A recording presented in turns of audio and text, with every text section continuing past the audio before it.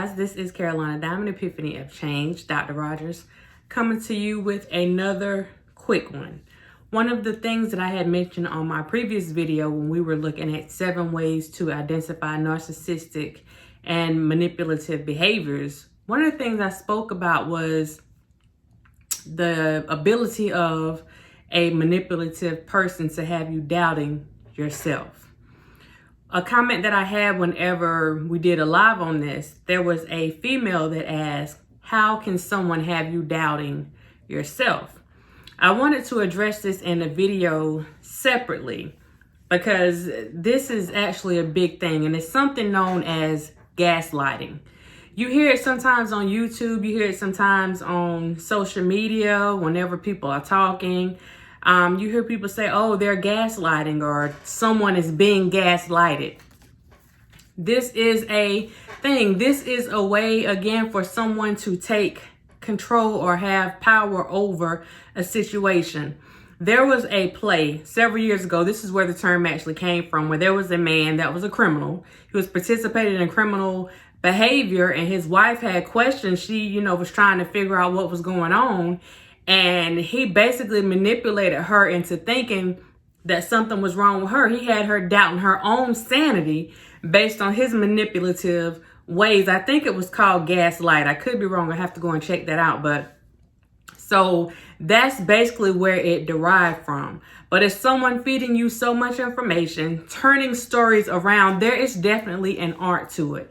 But turning a story around, particularly to other people, to the point that not only are you believing what this person is saying, but it has you guessing or second guessing your own thinking, your own self-worth, your own beliefs, your own morality in some cases. So gaslighting is something that, again, when we look at the case with Tasha K, because it's good that we have a reference right now.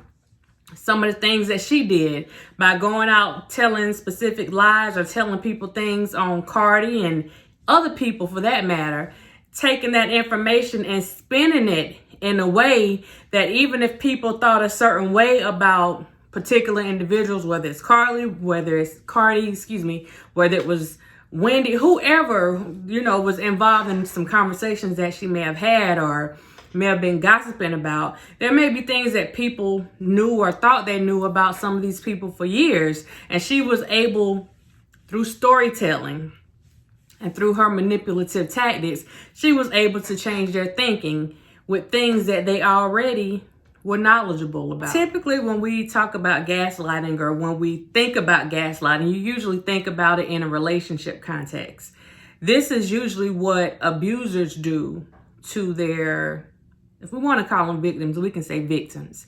What they'll do is basically, it's a type of emotional abuse. So basically what they do, they'll have you questioning your own feelings. They'll have you questioning your own judgments, your memories, your realities. And a lot of times people don't realize that it's happening because it's so low key, it's so subtle that most people don't realize that it's actually happening. So what they do is over time, they gradually break down a person's self-confidence.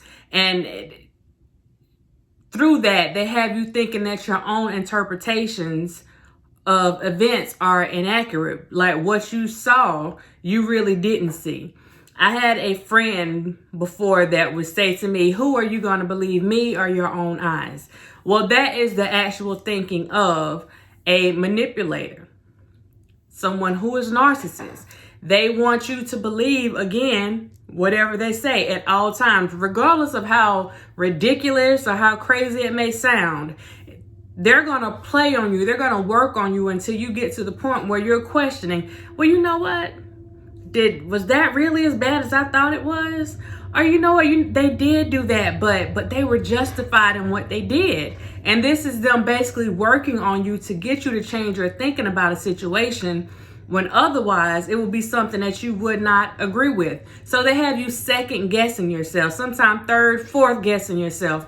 And the more that you listen to them and buy into it, the more you start to believe their version of whatever that story is, and it starts to become reality for you. And that's their goal, to make their thoughts your reality. So let's look at the case with Tasha K that's going on right now. All right, well, it's pretty much wrapped up, but the actual case, because I'm looking at this more so as a case study, what's going on with her right now? She put a lot of salacious information out there. She said a lot of things on video and then turned around and said that, you know, that's not how that happened. That's not what was said.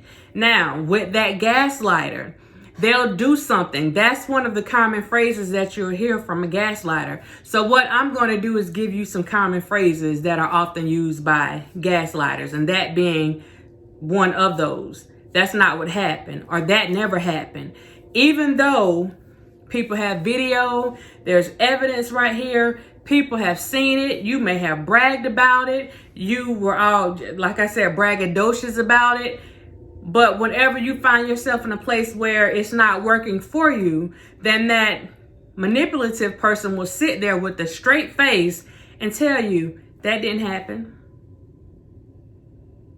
And you're sitting there saying, but no, I saw it. No, that's not what you saw. That might have been what you thought you saw, but that's not what happened. That's what a manipulative person will do. That gaslighter, they will sit there with a straight face and tell you that you are lying. What you saw was not what you actually saw. And believe it or not, it works for some people because you don't realize it's happening. Another thing that you may hear, another common phrase from gaslighters, why are you so sensitive? Why are you being so sensitive? Another thing that people tend to hear in relationships, what they do is basically they're minimizing your feelings. Whenever you try to talk to them about a situation or convey how you're feeling about a certain situation, instead of them acknowledging your feelings, or if there was some wrongdoing, acknowledging any wrongdoing, then they're going to come back to you and tell you that what you're feeling is not valid. You're being too sensitive. You're being overly sensitive. They minimize your feelings by telling you that you're making a big deal out of nothing. You're just being too sensitive. Why? Okay, I cursed you out. I mean, people curse. Why are you being so sensitive? Okay, I may have called you fat. I may have said, may have called you ugly. I mean, it's just why are you being so sensitive all of a sudden? You're just sensitive. Another thing. You crazy. And I'm not the only one that think that. Other people think that too. Other people saying it too. Again, you have these lies and distortions and all this stuff. And then they're not just going to lie to you and try to plant this seed in your head. Now they got to bring somebody else in to try to legitimize the lies that they're telling. So, I just think you go out too much. You doing the most. And I'm not the only one that think that. John think that too. Your girl think it. Your girl, you just look at the way that she look at you. She think it too. She might not say it to you, but she think it. So their thing is, if I say this enough and I work on decreasing this person's confidence by telling them, negative things about themselves and then legitimizing it by saying that other people think so too, then that's really going to give me more control, because now you're not the confident person that you thought you were. Because see, that confident person will walk away.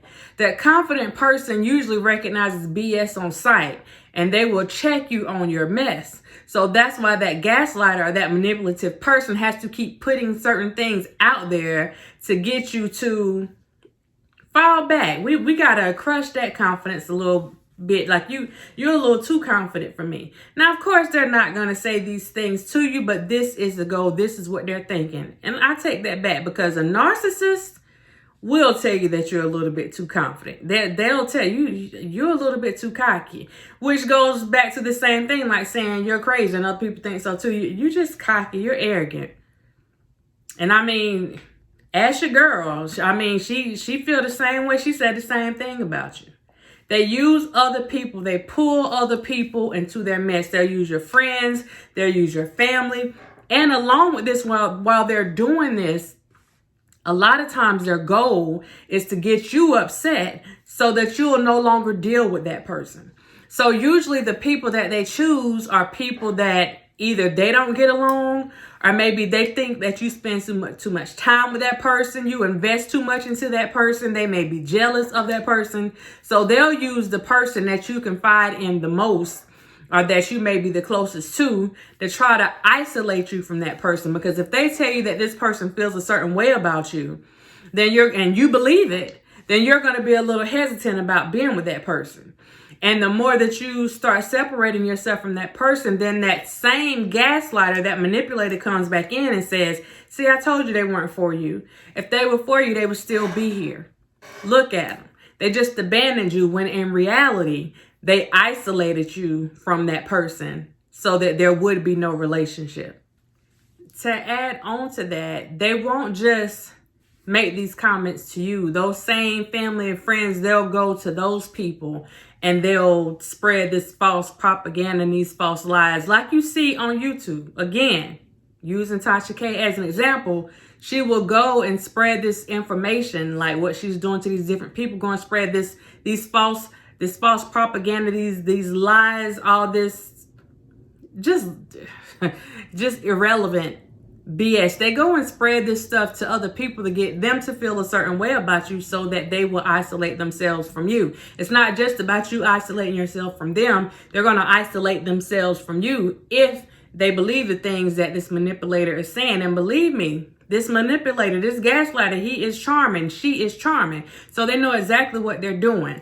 So once that isolation takes place, what it does is it puts you in a place where, number one, your support system is now lacking. He's weakened that support system, or she has weakened that support system that you had in place. Now you don't have anybody to go to. You don't have that cheering squad that you would have, that that would cheer you on if you were trying to leave. So now it makes you more dependent upon that gaslighter or that manipulator. So they did their job. Job well done. The goal of that was to isolate. The next thing that you may hear from a gaslighter, another common phrase: I'm sorry that you think I hurt you. Catch that. Not I'm sorry that I hurt you. I'm sorry for whatever behavior I did that hurt you. I'm sorry that you think I hurt you.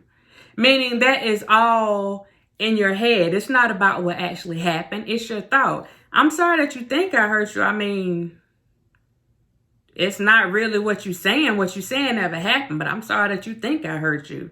Now that has that person questioning, or can cause that person to question whether or not that behavior or whatever event took place actually hurt them. Now they're questioning, am I being too sensitive again? Am I being irrational about what actually happened? Like, could I have done something different? All of this is exactly what that gaslighter, what that manipulator, what that narcissist, this is exactly what they want you to do. Again, the goal is power and control.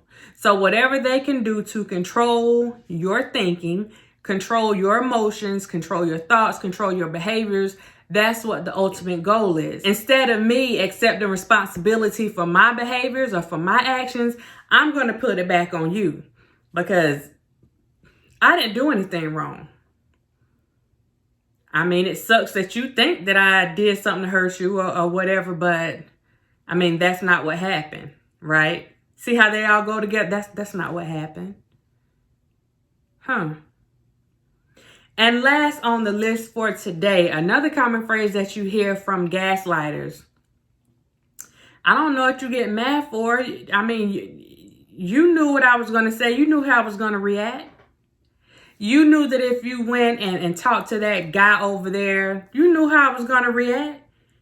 You already knew. So what you getting mad with me for? You need to be mad with yourself, because you already knew what was going to happen. You knew that. What they're going to do is shift responsibility off themselves, once again, onto the victim. Case in point, think about the situation again with Tasha K and Cardi in court. Whenever she was asked about why she did certain things, like why did she, with her name calling, her mentioning some kind of disease or something that she may have. When asked about it, she said that she did it, but she said that she was trying to invoke a certain feeling out of her. And when she was asked, how long did she feel that Cardi should just sit there and not say anything? Because she felt that Cardi should not respond to the things that she put out there. What is she responding for? I mean, she knew if she responded, she knew how I was going to respond. She knew if she responded, I was going to respond. I mean, so I don't know. I don't know what she getting mad for. She knew that her being a celebrity, that people were going to come for her. She knew that because she didn't come on my show, that this is the response that she was going to get. She already knew that. So why are we even sitting in this courtroom right now? Why are we even going through this? Because she already knew. She knew what came along with being a celebrity. So what people would do, what these gaslighters would do, instead of being responsible for their own behaviors, instead of saying, you know, I did this to this person. I bullied her. I cyberbullied her. I targeted her. I harassed her. I had an obsession with her. She takes this same behavior in true manipulator and gaslighting fashion and puts it back on the victim. It's her fault for having money. It's her fault. She can afford a therapist, so it's her fault. It's back on her. She didn't have to respond to me. Even though I said all this stuff, she could have just sat there and let me bully her. So at the end of the day, everything falls back on her. So what they do is they twist the facts to avoid their own personal ownership for their behaviors. She should have known better. I mean, she's a celebrity. She should have known better. Never mind the fact that that celebrity is still a human, is still a person. Because she's a celebrity, she should have known better. These are some of the things, just a few. And I know someone mentioned in a comment that they wanted me to touch on the isolation piece. I mentioned it just a little here, but I will do a separate video on isolation when it comes to gaslighting, because isolation can and usually is a type of emotional abuse. And what I want people to see with this, we speak on the gaslighting, and like I said, it derived from a relationship between a man and a wife. So usually when you hear gaslighting, you hear it in the context of a relationship. But it doesn't have to be a romantic relationship. There could be a gaslighting situation with the supervisor. There could be a gaslighting situation with the family member. There could be a situation with the friend. It could be a situation with the neighbor. It doesn't necessarily have to be somebody that you have some type of romantic involvement with. So these are the things that I really want people to look at. Think about some of these phrases. Have you heard them before? Have you made them yourself? Think about it. So going forward, again, I'm going to continue using Tasha K as a case study right now because she is the perfect example when we look at narcissistic and manipulative behaviors, and while we're looking at this gaslighting situation, because if you have paid attention, there is a lot of gaslighting that has taken place. So this is the perfect opportunity just to put some of this information out so that when people see it, they know exactly what they are looking at and what they should be looking for.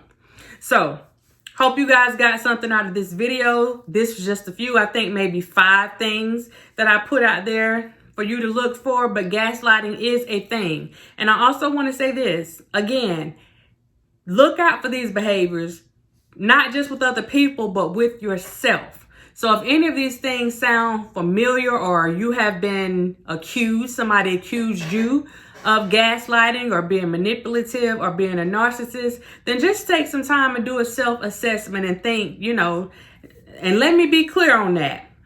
Because the narcissist will tell you these things too. The gaslighter will tell you these things too. But it never hurts for you to do a self-assessment and evaluate your own situation just to be sure that you're not the person that's actually doing the gaslighting. With that being said, again, hope you guys like this video. Leave your comments below. Tell me what you think if you have ever dealt with the gaslighter. If you have been a gaslighter yourself, leave your comments below. Share the video with someone that you think can benefit from it. And most importantly, if you are not subscribed to the channel, please subscribe to the channel so that you can get more content like this. And let me know if you want me to keep it going, if you want to see it a little bit more often. Okay, with that being said, guys, thanks for watching, and I'll see you next time. And remember, no gaslighting. Bye.